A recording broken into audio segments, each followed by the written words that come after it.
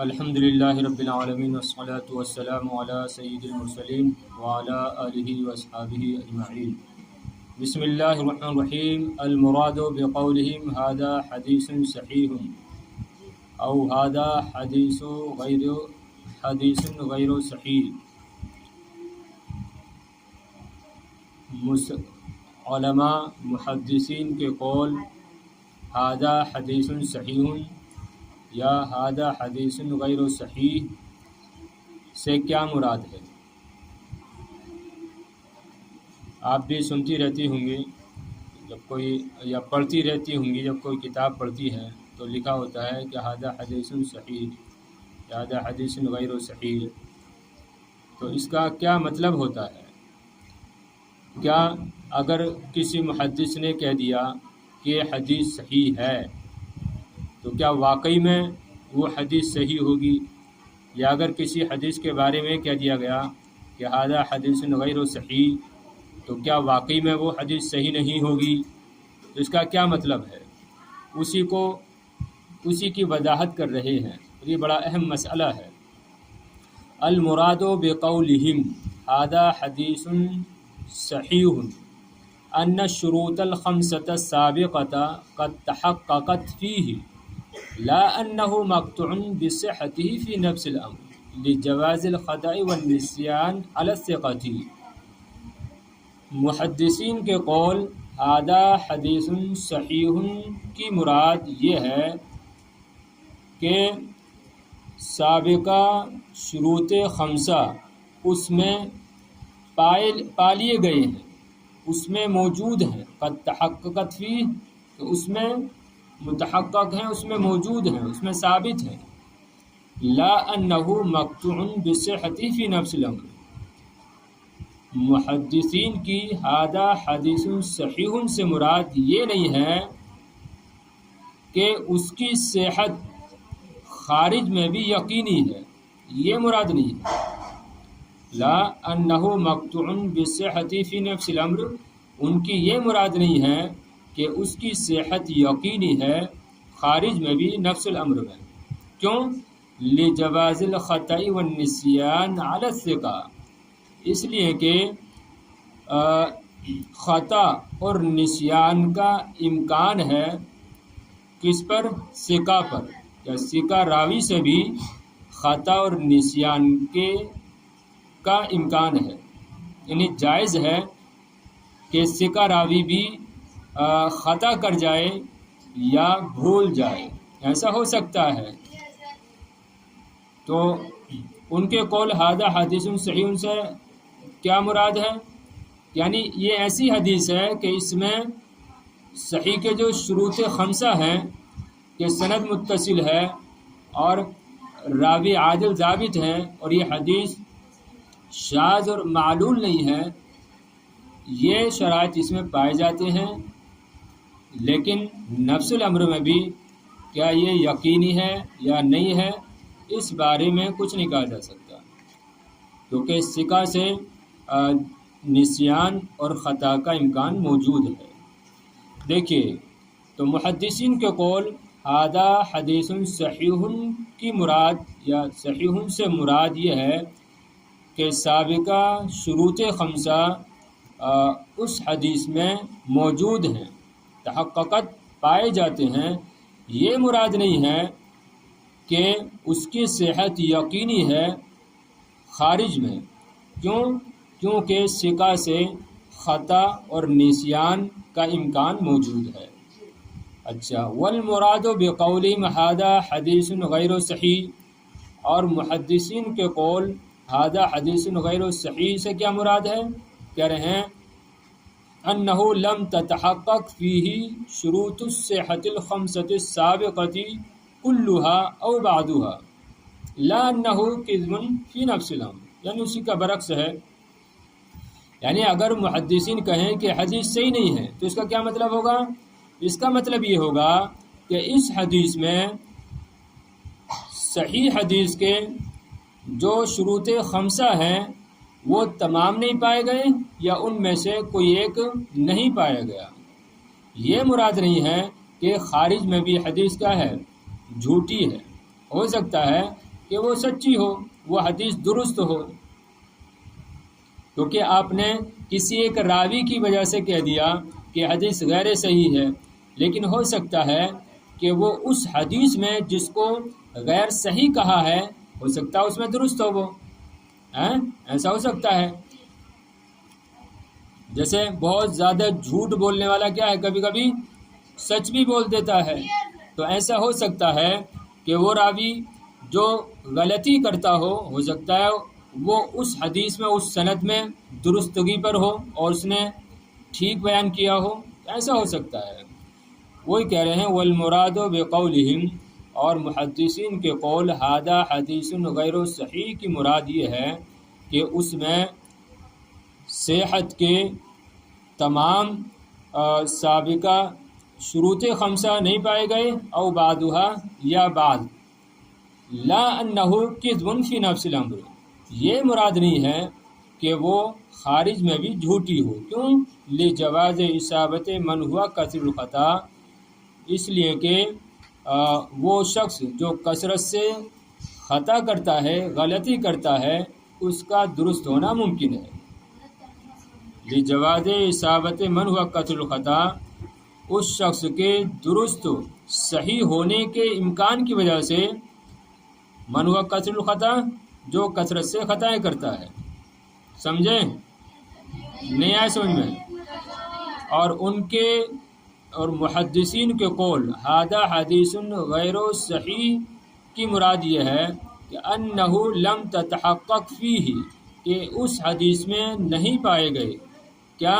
شروط الصحۃ الخمسۃ السابقۃ، سابقہ صحت کے شروط خمسہ، کلھا تمام کے تمام، او بعضھا یا ان میں سے بعض، یعنی بعض شرائط نہیں پائے گئے۔ لا انہ کذب فی نفس الامر، یہ مراد نہیں ہے کہ وہ جھوٹی ہے خارج میں، کیوں؟ لجواز اصابت من، اس شخص کے صحیح ہونے کے امکان کی وجہ سے، من ہوا کثیر الخطا، جو کہ کثرت سے خطا کرتا ہو، تو ہو سکتا ہے وہ درست ہو اس میں، صحیح ہے نا؟ چلیے ایک مرتبہ ترجمہ اور دیکھیے، اوپر سے دیکھ لو۔ محدثین کے قول ھذا حدیث صحیح کی مراد یہ ہے کہ شروط خمسہ سابقہ، سابقہ سے کیا مراد ہے؟ وہ جو کل آپ نے پڑھے تھے، سند کا متصل ہونا، راویوں کا عادل ہونا اور راویوں کا ضابط ہونا اور شاذ نہ ہونا اور علت نہ پائے جانا، تو اسی کی طرف اشارہ کر رہے ہیں کہ سابقہ شروط خمسہ قد تحققت فی، اس میں پا لیے گئے ہیں کہ اس میں موجود ہیں۔ محدثین کی ھذا حدیث صحیح سے مراد یہ ہے کہ اس حدیث میں صحت کے شروط خمسہ موجود ہیں، یہ مراد نہیں ہے کہ وہ یقینی ہے، مقطوع یقینی، مقطوع بصحتی، کہ اس کی صحت یقینی ہے نفس الامر میں، یعنی یہ مراد نہیں ہے کہ اس کی صحت نفس الامر میں بھی یقینی ہے، کیوں؟ اس لیے کہ ثقہ سے خطا اور نسیان کا امکان موجود ہے، یہ امکان کے جائز ہونے کی وجہ سے، ثقہ سے خطا اور نسیان کے جائز ہونے کی وجہ سے، کہ خطا اور ثقہ سے خطا واقع ہو سکتی ہے اور نسیان کا شکار وہ ہو سکتا ہے۔ اور ان کے قول ھذا حدیث غیر صحیح کی مراد یہ ہے کہ اس میں صحت کے سابقہ شروط خمسہ موجود نہیں ہیں، سب یا بعض۔ اور محدثین کے قول ھذا حدیث غیر صحیح کی مراد یہ ہے کہ حدیث میں سابقہ صحت کے شروط خمسہ موجود نہیں ہیں، کلھا و بعضھا، سب کے سب یا بعض، یہ مراد نہیں ہے کہ وہ نفس الامر میں بھی کیا ہے؟ جھوٹی ہے، کہ وہ نفس الامر میں بھی کیا ہے؟ وہ جھوٹی حدیث ہے، کیوں؟ لجواز اصابت من ہوا کثیر الخطا، اس شخص کے درست ہونے کی وجہ سے جو کثرت سے خطائیں کرتا ہے، کثرت سے خطائیں کرنے والے شخص کے درست ہونے کی وجہ سے، هل يجزم فی اسناد انہ اصح الاسانید مطلقاً، کیا کسی سند کے بارے میں یہ یقین سے کہا جا سکتا ہے کہ وہ مطلقاً اصح الاسانید ہے؟ ایک بڑا اہم مسئلہ بیان کر رہے ہیں اسے، کیا کسی سند کے بارے میں یہ یقین سے کہا جا سکتا ہے کہ یہ سند مطلقاً اصح الاسانید ہے؟ کیا ایسا کہا جا سکتا ہے؟ تو اختصار کے ساتھ جواب یہ ہے کہ ایسا کہنا جائز نہیں ہے۔ کسی سند کو مطلقاً کہنا کہ یہ سند ساری سندوں میں سب سے زیادہ اعلیٰ، سب سے زیادہ افضل، سب سے زیادہ بہترین، سب سے زیادہ قوی ہے، یہ کہنا جائز نہیں ہے۔ مطلقاً کسی سند کے بارے میں سب سے اعلیٰ سند کہنا، اعلیٰ ترین سند کہنا، یہ درست نہیں ہے۔ سمجھ رہی بات؟ دیکھیں وہی بتا رہے ہیں کیوں نہیں کہہ سکتے۔ یا بعض لوگوں نے اگر کسی سند کو اعلیٰ کہا ہے، سب سے افضل ترین سند کہا ہے، تو کیوں کہا ہے اور کن سندوں کو کہا ہے وہ بتا رہے ہیں۔ دیکھیے توجہ ہے، جو توجہ دیں گی اسی کو سمجھ میں آئے گی بات ہماری۔ هل يجزم فی اسناد انہ اصح الاسانید مطلقاً، کیا کسی سند کے بارے میں جزم سے، یقین سے کہا جا سکتا ہے انہ اصح الاسانید مطلقاً، کہ وہ سند مطلقاً تمام سندوں میں سب سے زیادہ صحیح ہے؟ یہ سوال ہو گیا۔ الجواب المختار انہ لا یجزم فی اسناد انہ اصح الاسانید مطلقاً، مختار راجح قول یہ ہے کہ کسی سند کے بارے میں یہ یقین سے نہیں کہا جا سکتا کہ وہ مطلقاً تمام سندوں میں سب سے زیادہ صحیح ہے۔ صحیح ہے؟ تو مختار قول یہ ہے کہ کسی سند کے بارے میں یقین سے نہیں کہا جا سکتا کہ وہ مطلقاً اصح الاسانید ہے، ساری سندوں میں سب سے زیادہ صحیح ہے۔ کیوں؟ اب دیکھیے وجہ بتا رہے ہیں۔ لأن تفاوت مراتب الصحة مبنی على تمکن الاسناد من شروط الصحة ويندر تحقق اعلی الدرجات في جميع شروط الصحة۔ یہاں تک جو ہے وجہ بتا دی۔ اس لیے کہ تفاوت، فرق، مراتب، درجے، مرتبۃ کی جمع مراتب، درجے، صحت حدیث، اس لیے کہ صحت حدیث کے درجوں کا متفاوت ہونا، اس لیے کہ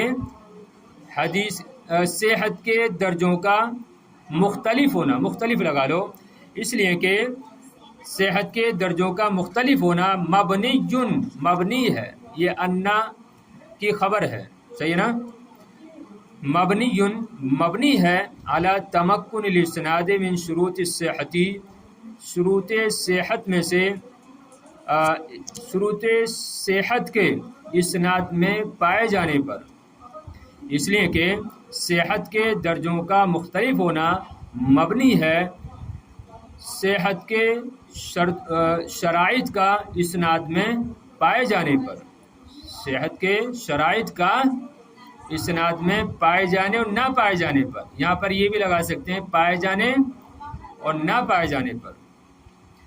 وَيَنْدُرُ تَحَقُّقُ أَعْلَى الدَّرَجَاتِ فِي جَمِيعِ شُرُوطِ الصِّحَةِ، اور نادر ہے، وَيَنْدُرُ نادر ہوتا ہے، تحقق اس بات پایا جانا، اعلیٰ درجاتی اعلیٰ ترین مراتب کا، درجات کا، فی جمیع شروط صحت، صحت کے تمام شروط میں، صحت کے تمام شروط میں اعلیٰ ترین درجات کا اس بات یہ نادر ہوتا ہے، یندرو نادر ہوتا ہے، قلیل ہوتا ہے، یعنی ایسا کم پایا جاتا ہے کہ صحت کے تمام شرائط اعلیٰ درجے کے ہوں، ایسا کم ہوتا ہے۔ اب جب ایسا کم ہوتا ہے تو کسی سند کے بارے میں آپ یہ نہیں کہہ سکتے کہ یہ سب سے زیادہ صحیح سند ہے. ایسا نادر ہی ہوتا ہے کہ شروط خمسہ جو ہے صحت کے، ان میں سے ہر ایک شرط اعلیٰ درجے کی ہو، اعلیٰ درجے کی وہ شرط ہو.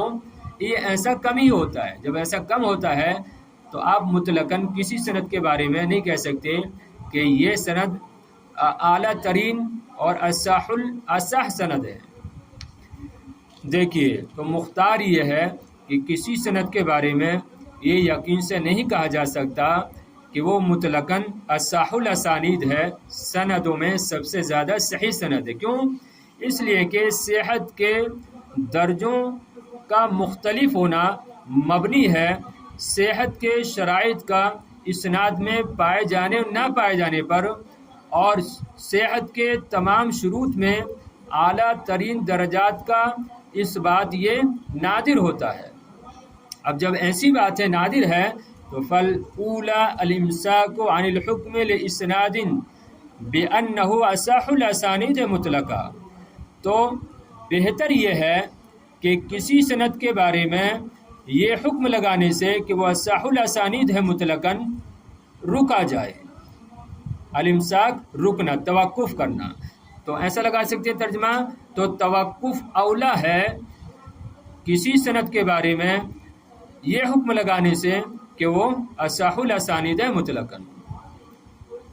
بس اولا یعنی بہتر، بس توقف کرنا بہتر ہے کسی سند کے بارے میں حکم لگانے سے بِأَنَّهُ أَصَحُّ الْأَسَانِيدِ مطلقا، کہ وہ مطلقاً اصح الاسانید ہے. وَمَا ذَلِكَ فَقَدْ نُقِلَ عَنْ بَعْضِ الْأَئِمَّةِ الْقَوْلِ فِي أَصَحِّ الْأَسَانِيدِ. اب اولا تو یہی ہے کہ توقف کیا جائے، کسی سند کے بارے میں نہ کہا جائے کہ مطلقاً اصح الاسانید ہے، لیکن اس کے باوجود بعض ائمہ سے بعض سندوں کے بارے میں یہ قول منقول ہے کہ انہوں نے اس بات کا قول کیا ہے کہ بعض سندیں بعض کے مقابل اصح الاسانید ہیں. توجہ ہے؟ تو اسی کو کہنا، دیکھیے وَمَا ذَلِكَ فَقَدْ نُقِلَ، اس کو مجہول پڑھ لیں. فقد نقل، ارے آپ کا میک ہی خراب ہو گیا، کیا کیا جائے. توجہ دئیے. تو وما ذلك فقد نقل عن بعض الائمة القول فی اصح الاسانید. اس کے باوجود بعض ائمہ سے اصح الاسانید کے سلسلے میں قول منقول ہے. اس کے باوجود بعض ائمہ سے اصح الاسانید کا قول منقول ہے. فی کا معنی نہ لگائیں، بس اصح الاسانید کا قول منقول ہے. والظاہر ان کل امام رجح ما قوی عنده، اور ظاہر یہ ہے کہ ہر امام نے اس سند کو راجح قرار دیا جو اس کے نزدیک راجح تھی. والظاہر ان کل امام رجح ما قوی عنده، ظاہر یہ ہے کہ ہر امام نے اپنے نزدیک قوی سند کو راجح قرار دیا.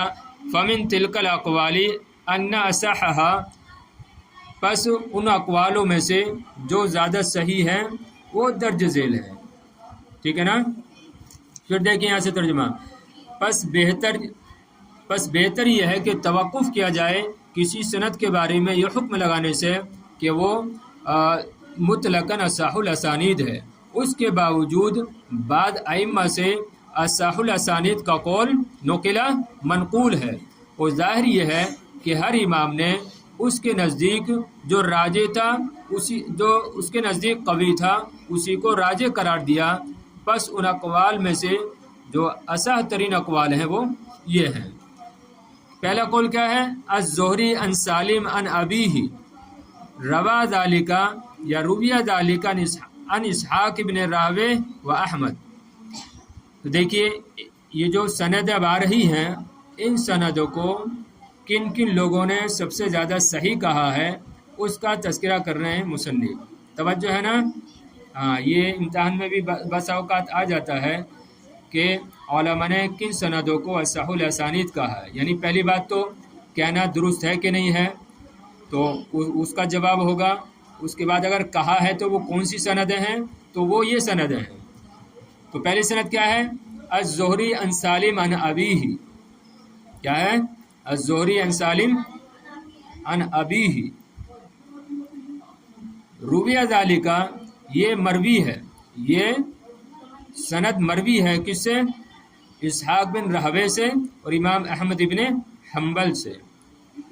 दूसरी सनद इब्न सीरीन अन अबीदता अन अली यानी अली इब्न अबी तालिब। और रुविया ज़ालिकान इब्नुल मदीनी वल फल्लास, ये कौल मरवी है किससे? इब्न मदीनी से और इमाम फल्लास से। तीसरी क्या है? अल-आमश अन इब्राहीम अन अलकमा अन अब्दुल्लाह रुविया ज़ालिका अन इब्न मईन, ये कौल मरवी है किससे? इब्न मईन से। अरे बात समझ रही हो? पहली सनद क्या है? फिर देखो दोबारा, पहली सनद क्या है? अज़्ज़ुहरी अन सालिम अन अबी। मतलब ये है कि वो हदीस, वो सनद जिसमें इमाम ज़ुहरी इमाम सालिम से रिवायत करें और इमाम सालिम अपने वालिद अब्दुल्ला इब्न अमर से रिवायत करें, तो वो सनद सबसे ज़्यादा सही होगी। और इस बात के कायल कौन है? इस बात के कायल हैं इसहाक बिन रहवे और इमाम अहमद बिन हम्बल, कि वो हदीस, वो सनद जिसमें ये हजरात पाले जाएं, वो सबसे ज़्यादा सही सनद होगी। बात समझी? बाज़ ने क्या कहा है कि इब्ने सीरीन रिवायत करें किससे? आबीदा से, और आबीदा रिवायत करें किससे? हज़रत अली बिन अबी तालिब से। तो ये सबसे ज़्यादा सही सनद होगी। और इसके कायल कौन है? इसके कायल हैं इब्ने मदीनी और इमाम फल्लास, यानी इनके नज़दीक ये अस्साहुल असानीद है। अच्छा, आगे तीसरा कौल क्या है? इमाम आमश रिवायत करें किससे? इब्राहिम नखी से, और इब्राहिम नखी किससे रिवायत करें? हज़रत अलकमा से, और अलकमा किससे रिवायत करें? अब्दुल्ला यानी अब्दुल्ला इब्न मसऊद से। तो ये सबसे ज़्यादा सही होगी। इसके कायल कौन है? इसके कायल हैं इब्ने मईन, बहुत बड़े इमाम हदीस के इब्ने मईन। अच्छा, चौथी सनद क्या है? अज़्ज़ुहरी यानी इमाम ज़ुहरी रिवायत करें किससे? हज़रत अली बिन हुसैन से, और अली बिन हुसैन रिवायत करें किससे? अपने वालिद से, और वो रिवायत करें किससे? हज़रत अली से। हाँ, ये सनद देखिए, समझ रही है सनद को?